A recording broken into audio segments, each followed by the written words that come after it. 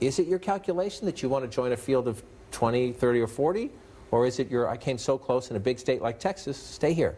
He had a tremendous learning experience where I'm sure he took a lot of lessons and became a better candidate from that. And I don't think there's any reason for any Democrat to sit out the 2020 race. There are going to be a lot of improbable candidates. And I think you're going to see most people, when they weigh things, decide to jump in rather than to sit it out. Welcome to Debate Night in America. All 40 of the Democrats running for president are here tonight. Strap in, folks. All right, thanks for joining us in Inside Politics today. A special ending to the show today. Brianna Keeler starting a new show called Right Now After Us, 1 p.m. in the East. Welcome, neighbor. I know. It's great to be neighbors with you, John. I'm so excited to be here, and we'll be seeing each other every day. And the management drafted this. They said we need a nice, clean slate for Brianna to start. So no Florida recounts, no contested elections, no uncertainty. Give her a nice, smooth launch. Ready? And I don't think you got the memo, John, but thank you so much. And Take it underway right now.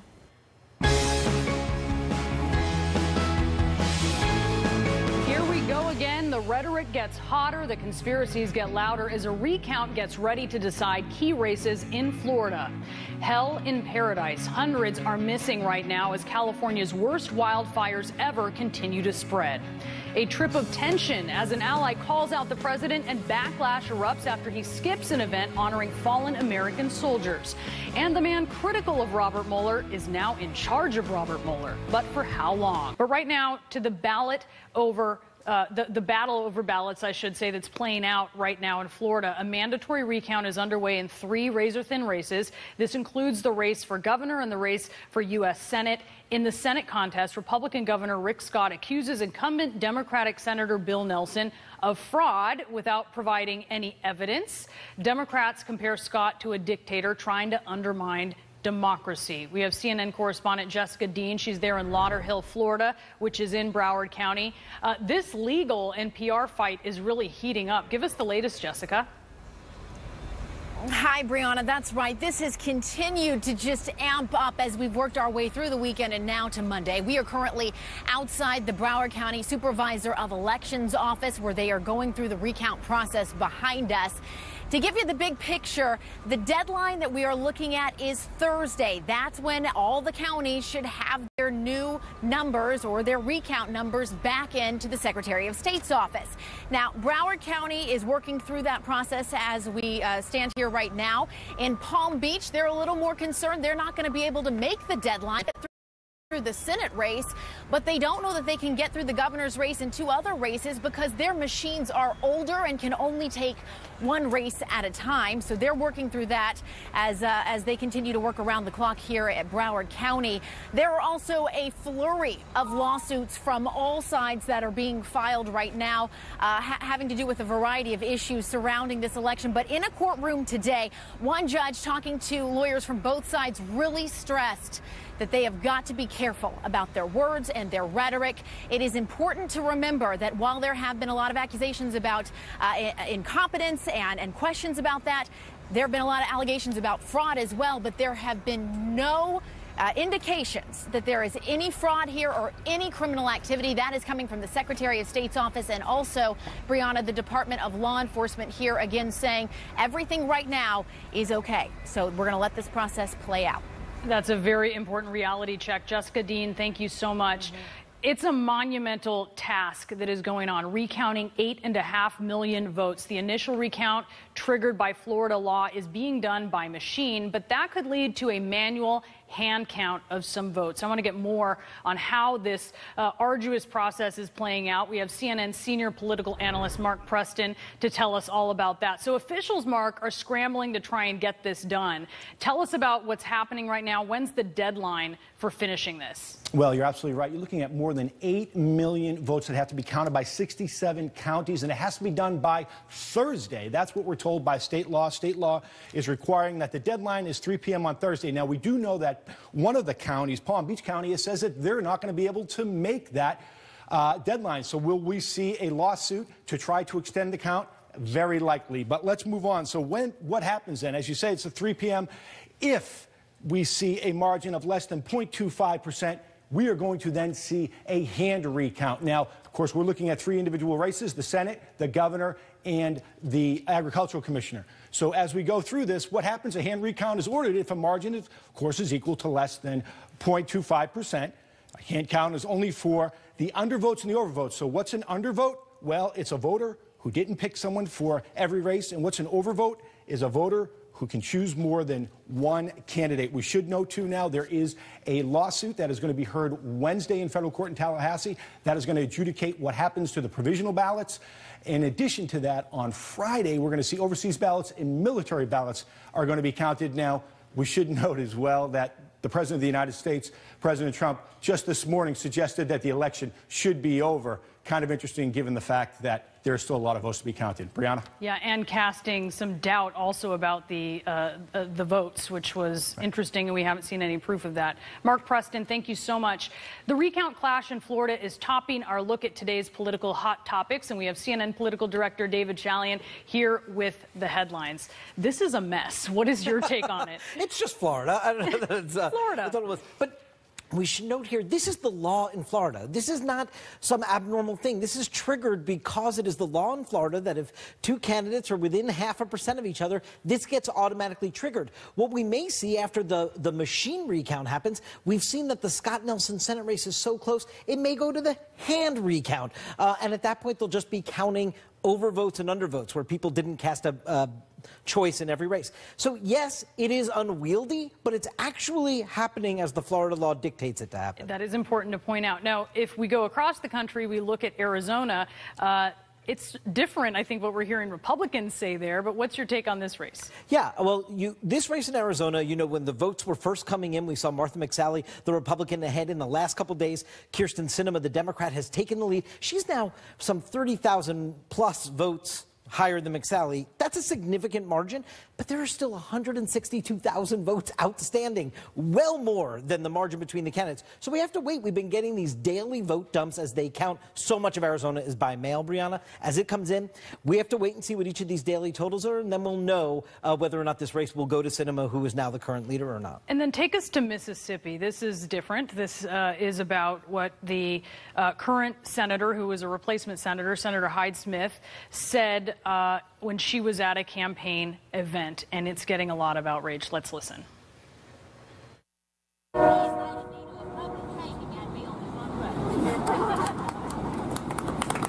These are all things that we're trying to move away from as a state, pointing out to old harbingers of the past that have really continued to haunt us and cost us jobs. And it's already a campaign issue. It's a statement she made, and it's awful. That's what she said to the person who had invited her to the event. If he invited me to a public hanging, I would be in the front row. What do you think about this? How damaging will this be? Clearly unwise words to use ever, and certainly in the context with history of Mississippi, and you're running against an African-American candidate. This is a race that's going to a November 27th runoff, so they've got some time here. I doubt this one choice of words is going to be the issue that defines the race. But what we've seen before is that when words like this, like Ron DeSantis got in trouble right after the Florida Republican primary, can SB use this in a way that really rallies his base of support in Mississippi? Sure. This is still a race that leans Republican. And what is Michelle Obama saying about Melania Trump that's so interesting? This was unbelievable. So, you know, Michelle Obama has her new book out, Becoming, and she gives an interview, and she's asked specifically about her relationship with Melania, and she says, you know, I told Melania Trump at the time of the inauguration, she should call me anytime. My phone is totally available to get called. And the interviewer, Robin Roberts of ABC, said, so has she called? And Mrs. Obama made quite clear, no, she has not. Her phone, she has not gotten any call from Melania on any kind of advice or tips for the road of how to be First Lady. Maybe more surprising than President Trump and President Obama not talking for sure. David Chalian, thank you so much. Right now, President Trump facing backlash after skipping an event honoring fallen soldiers due to bad weather, as all his global counterparts stood in the rain. Plus, with Trump seated before him, French President Emmanuel Macron warns of nationalism and the threat that it poses to the world. And a nuclear discovery. A new report says satellite images show North Korea pushing forward with its missile program. I'm going to discuss all of this with former Defense Secretary Chuck Hagel next. It was not that big a challenge or a problem. It was an embarrassment. And he let down, I think, our veterans. He let down our country. And I think he sent a very wrong message to the world. World War I was a horrific, terrible war that affected really everybody, and certainly affected us. And not to make a little bit of an effort to get to a very important ceremony was wrong. And I'm disappointed, and I'm sorry that he didn't do it. This was a cemetery where almost 2,300 American troops were buried, we should note. I want to ask you as well about the event that the president did go to the next day, honoring the 100th anniversary of World War I. And the French president, Emmanuel Macron, had a very pointed message when he spoke. Let's listen to that. Patriotism is the exact opposite of nationalism. Nationalism is betrayal. By saying, our interests first, who cares about the others, we erase what a nation holds dearest, what gives it life, what makes it great, and what is the most important, its moral values. A takedown there of nationalism. Nationalism obviously has taken hold in Europe. President Trump espouses it with his America First view. What's your reaction to Macron saying that right in front of the president? Well, I think Macron was correct. I think his analysis was right, the reasons he said it right. It's very dangerous when you see a world that is starting to unravel in many ways politically, focusing on nationalism, our way, the hell with the rest of the world. We can't live in that kind of a world. This is a world of 7 billion people. We're interconnected. It's a global community underpinned by a global economy. Security, stability in every corner of the world is important for all of us.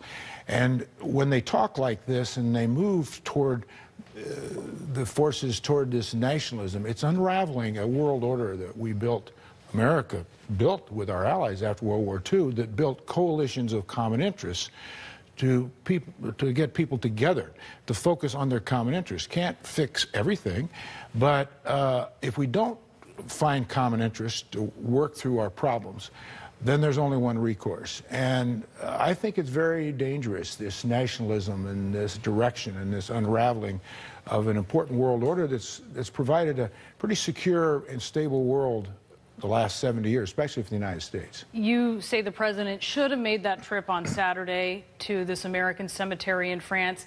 It's worth noting that in his almost 2 years as president, he also has not gone to a war zone, which is customary for a president to do. Is this a misstep? Well, I don't know if you would call it a misstep politically. I suspect it is. But more than that, to How me, about morally? Is it a misstep morally? To me, it's a recognition that when a country has men and women at war who are dying, like we do have people dying still in Afghanistan, and not recognize that by going and by looking and asking questions and being part of that personally, rather than just getting reports in the morning or in the afternoon, that's a misstep. But I think it's bigger than just a misstep. I think it's a failure of an obligation, of a basic obligation of a commander-in-chief. He's commander-in-chief of our forces, and not to go to a war zone where we have men and women dying, that's just wrong. What does it do? What's the effect on people who are serving? Well, it does have an effect because, as I said, he is the commander-in-chief, and men and women who are serving, and it's the same people who serve all the time because of our volunteer service. They keep going back and keep going back. And not have your commander-in-chief, your president of the United States, make this a war a high priority sends a signal, and I don't think it's a good signal. You were critical of the president ahead of the midterm elections really going full bore when it came to this idea, unfounded, of an invasion of immigrants from a caravan of undocumented immigrants that was quite far from the border. Now the elections have passed. He's really not talking about it at all as he was before. What do you think about that? The deployment of troops to the border when now he's clearly dialed back the rhetoric after the election. Well, I think it's obvious, and it's very clear that it was a political stunt that he pulled, abusing our troops, having our troops down there still, and him continuing to say, I may send more. using our troops as political pawns for his political interests, it's just wrong. And I think it's pretty clear now that this election is over. We haven't heard much about it since then as to what it was all about. I want to ask you about North Korea while I have you here, because there's a new report that says satellite images show North Korea is moving right ahead with its nuclear program, that there are many hidden bases that it's operating at. Does this square with what the president has said about neutralizing that threat? No, of course not. I mean, this again is a fabrication of the president's conversations, and whatever he says is reality. Well, it's not reality. Let's start with the beginning. The North Koreans have not signed any document laying out what steps they're going to take to denuclearize in North Korea. There's been nothing stated, agreed to, framed, signed, except what President Trump says they've said. But now, if this information is accurate, which I assume it is, we have a whole different story, and it's reality. It's not fantasy. And it's scary as well. Secretary Hagel, thank you so much. Really appreciate you being with us today. The Dow is down nearly 500 points. We'll tell you what's behind the sell-off next. And Malibu is just one of the town's Sure, Brianna. I saw the president's tweet on Saturday morning, and I thought I would take the opportunity to invite some dialogue with the president and his administration about what really goes on for a majority of the fires in Northern California and Southern California. And those are called wildland urban interface fires. And briefly, there are fires that start in our wildland areas that are like foothills, the rolling hills, as you're familiar with being a native Californian, that move from that area and those fuels, which are the light grasses and the brushes, into the residential areas. And sometimes, as you've seen in like our fire last year, the Tubbs fire in the Santa Rosa, burned actually right down in the towns and devastated them. And I thought I needed to take the opportunity for the citizens of California and the fellow firefighters that are on the line and the law enforcement that are risking their lives to start a dialogue and invite him and his administration to come to California to learn about those things and to understand the needs and what we need right now. And what we need right now is a good partner with the federal government to work with our state government and to work with these local agencies. These fires travel over multiple jurisdictions, and we need those help from him and his administration. And we thought we'd take that opportunity. Did you think it was a lack of understanding? Did you think it was being quick to place blame even where it doesn't lie? Maybe a lack of empathy? I mean, what did you think about that tweet? I'm going to take I feel that maybe he doesn't know. I mean, not everybody knows what we're up against here in California and in the western United States. And I think it's really a good opportunity to educate him and the public. I don't think that's a bad thing. And what we want to do is educate the public on what we need, and the president, the administration, and state leaders and throughout our nation. I just thought it was a great opportunity to do that, and to bring the necessary resources. We have 31 dead between the two fires. I believe there's 6,500 homes that are lost in the fire in Northern California, and our Southern California fire, somewhere around 180. And those people's lives are greatly affected. And going forward, we're in a new norm in the state of California and in the West. These fire seasons are year-round now. They predominantly were in the late summer and into the fall. And as we saw last year, the Thomas Fire, which burned from Ventura County to the ocean in under 2 hours, are the new norm. And we need to bring people in that have the means and ability to deal with this. It is so important, and we appreciate you, Scott Austin, being here to talk with us about that. Thank you, sir. All right. Thanks for having me. So with a massive recount underway in Florida, Republicans are pushing their unsubstantiated claims of voter fraud. Next, I'll speak with the chairman of the GOP in Palm Beach County. In the meantime, Democrats are amping up the pressure and warning acting AG Matthew Whitaker should recuse himself from the Russia probe. We'll have details ahead. continues in Florida, and right now we are in the middle of a massive recount with two incredibly important races still not settled. In the Senate race, Republican Governor Rick Scott leading incumbent Democratic Senator Bill Nelson by a razor-thin margin. And it's a similar story in the governor's race with Republican Ron DeSantis leading Democrat Andrew Gillum. Election officials are working around the clock to get this done. And joining me now is Michael Barnett. He's the chairman of the Republican Party in Palm Beach County, Florida. And I wonder if the deadline is missed, the current results, of course, stand. And you actually say that's good news for Republicans because our candidates are ahead. Certainly, Michael, a factual statement. But are you okay without every vote being recounted to make sure that this outcome is accurate? I'm okay with the count as long as it's in accordance with the law. We have laws with regards to deadlines for providing results to the State Division of Elections for a reason, to prevent voter fraud, to prevent votes being materialized out of thin air, as we've seen in Palm Beach County and in Broward. Where are these votes coming from? I think the Rick Scott campaign and their attorneys are doing the right thing by litigating this case, this matter, to find out what's going on, to find out why the count continued after the deadline, contrary to law. Authorities have thrown cold water on the idea of voter fraud there, but you disagree? Have you seen concrete evidence of this? Well, we've seen evidence of Democrat lawyers fighting to include non-citizen votes. We've seen evidence of the supervisor in Broward County allowing the count to continue past the Saturday noon deadline, contrary to the Florida statutes. This can't happen. We want to ensure a fair election for all Florida voters, but it has to be done according to the law, and that's not what's happening here. That's why we're very much in support of Rick Scott and the Scott campaign litigating these cases in court. Who are you specifically talking about? Can you name names here? Well, we had a court reporter in the Supervisor of Elections Canvassing Board in Palm Beach County. We had transcribed dialogue between the supervisors, the judge, and the other member of the Canvassing Board, Supervisor Bucher, and the other members of the Canvassing Board. They reviewed a ballot that was cast by a non-citizen voter. It was rightly discarded. It should not have been counted, and Susan Bucher, to her credit, did the right thing. The attorneys for Andrew Gillum and Bill Nelson unfortunately objected to that action.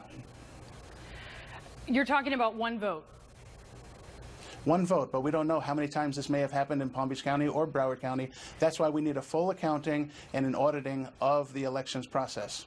Okay, so then do you support extending the deadline to do that? No, we don't support extending the deadline. The law is the law. But how do you do what you're talking about if you don't extend the deadline? Well, the Rick Scott campaign is prepared to file litigation and has filed litigation to take possession of the voting machines and the ballots after the coming recount deadline this Thursday at 3 p.m. The campaign wants to take possession. They have the right and the authority under the law to obtain this information, to find out where these irregularities are happening, if there is fraud, if there is incompetence or negligence. Absolutely. But Michael, the authorities whose job it is, I mean, this is what they're dedicated to doing, say they do not see evidence of that. Well, they don't see evidence. We need to make sure.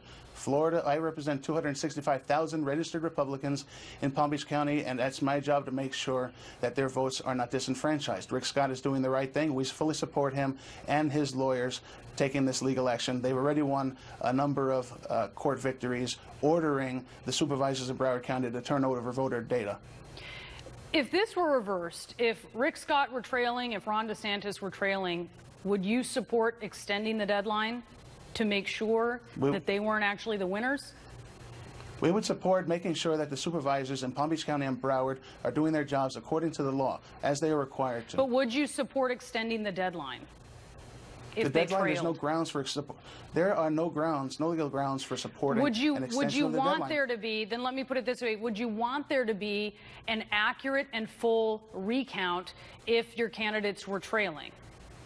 The recount needs to be completed by this Thursday, 3 p.m. 65 out of 67 counties in Florida I understand, are able to comply with the law. That's not what I'm asking. I'm asking if your candidates were trailing by the narrow margins that they are currently ahead by, wouldn't you want to see this through, this recount, to know that what voters wanted is what is represented in whoever takes these positions?